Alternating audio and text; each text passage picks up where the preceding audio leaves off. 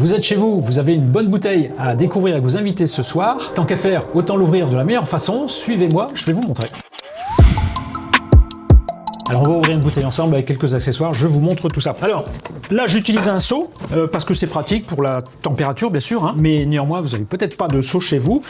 Dans ce cas-là je vais faire autrement. Et donc cette bouteille je la mets tout simplement sur une assiette à pain, une sous-tasse à thé, enfin qu'importe, en tout cas il faut juste le gabarit pour que ça tienne bien. Étape suivante, incision de la coiffe avant de déboucher, et de préférence en dessous la bague pour des questions de régularité. Après avoir incisé horizontalement, je fais une autre incision verticalement comme ça, vous voyez, pour faire quelque chose de propre. Et là dans ces cas-là on fait un peu ce qu'on peut, parce que ça dépend bien sûr de la composition de la coiffe. Voilà, donc là c'est net. Ma petite capsule, je la mets pas dans la poche, vous allez comprendre pourquoi. Je la mets dans cette petite sous-tasse. Opération délicate ici, c'est de commencer à positionner la mèche. Et là il y a un petit détail, il y a une petite astuce, c'est que si vous posez ça et que vous tournez, le temps que la pointe rentre dans le liège, vous allez vous retrouver sur le côté de la bouteille. Et donc il faut d'abord rentrer la pointe de la mèche avant de tourner. Ça veut dire qu'en ayant fait ça, ma mèche pourrait tenir toute seule, vous voyez. Et à partir de là, je suis resté bien au centre, au niveau de la vrille. Alors le truc à pas faire, c'est ça. Évidemment, donc là, si vous faites un concours de débouchage, vous avez tout faux. Donc je maintiens bien ma bouteille, bien sûr. Là, je fais en sorte que ma vrille reste suffisamment à la verticalité. Et je ne vais pas jusqu'au bout parce que je ne connais pas la longueur de mon liège. Ça peut être du 55, du 50, du 44, vous voyez. Et la longueur de ce liège est un petit peu choisie en fonction de la durée d'évolution de mon vin dans le temps. Et comme nous sommes ici à Chablis, on a une grande capacité de conservation. Du fait que j'ai sorti légèrement le liège de quelques millimètres, là maintenant je peux faire un tour supplémentaire parce que j'ai intérêt à ce que ma vrille aille le plus loin possible pour éviter qu'une partie de mon bouchon reste dans la bouteille s'il y a rupture. Donc voilà, j'ai fait par précaution le tour de vrille supplémentaire. Et à partir de ce moment-là, je peux faire levier. Je dois donc appuyer sur cette partie du tire-bouchon pour garder la verticalité de la vrille. Si je fais pas ça, je risque de tordre le bouchon et de le casser sans m'en rendre compte. Voilà, donc je garde bien cette verticalité. Et là, vous voyez un peu la longueur du bouchon.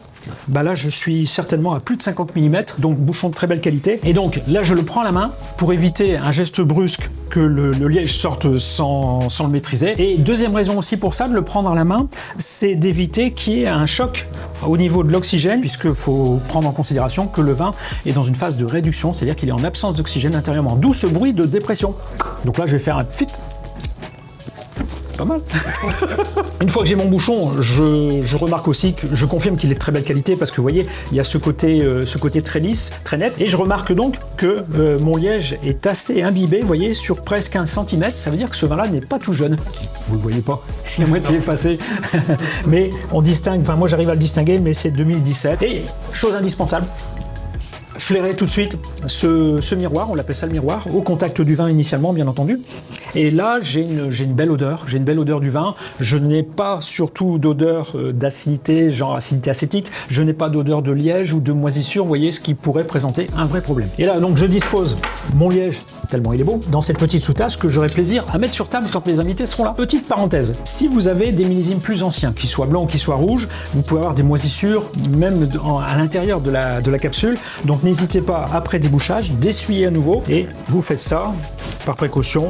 Inutile d'avoir des particules de moisissure dans le verre au niveau de la dégustation. Et comme je suis chez moi, que mes invités n'arriveront que dans quelques heures, donc je m'y prends bien à l'avance, je goûte mon vin. Bon, si j'ai un ami avec moi, c'est encore mieux, mais plus il y a d'amis, moins il y aura de vin pour mes invités ce soir.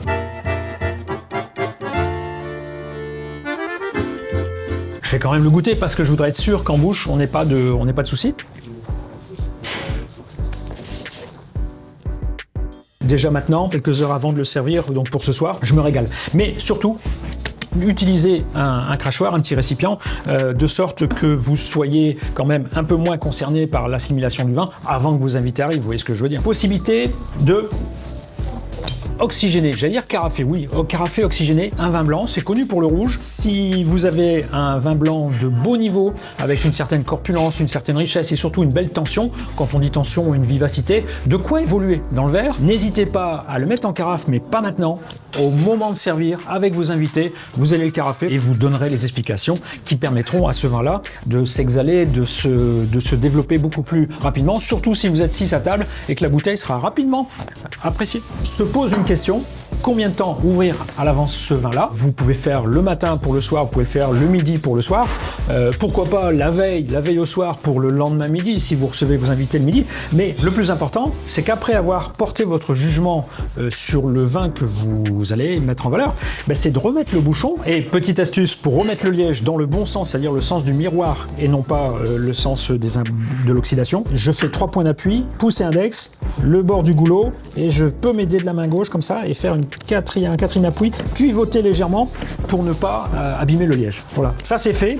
J'enfonce un petit peu plus par sécurité et je remettrai ma bouteille dans le bas du réfrigérateur, dans la porte, et qu'importe le nombre d'heures, puisque votre bouteille sera préservée à basse température dans la porte du réfrigérateur ou bien dans le bac à fromage. Voilà, et là vous êtes tranquille. Alors pour ce qui est du service ce soir avec vos invités, si vous possédez un seau à glace, mon premier conseil c'est d'abord bien sûr de remettre la bouteille, de rajouter 2 tiers d'eau et 1 tiers de glace si votre bouteille bien sûr sort du réfrigérateur, ce qui est déjà assez froid. Si ça vient de la cave, dans ce cas-là vous allez plutôt faire 1 tiers d'eau et 2 tiers de glace pour rattraper la température qui n'est pas assez basse. Alors dernière étape, mes invités sont à côté, je reprends ma bouteille, je l'ai remise dans le seau, j'ai adapté le haut et la glace bien sûr comme vous le savez.